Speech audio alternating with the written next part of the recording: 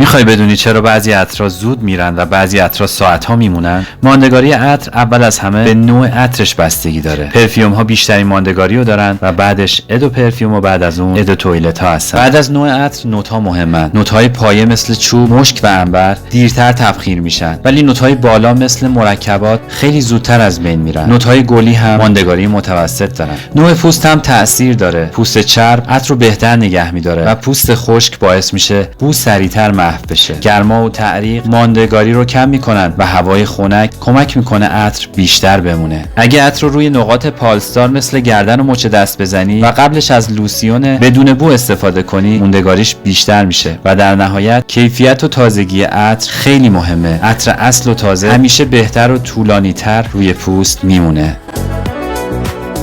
عطر آنا.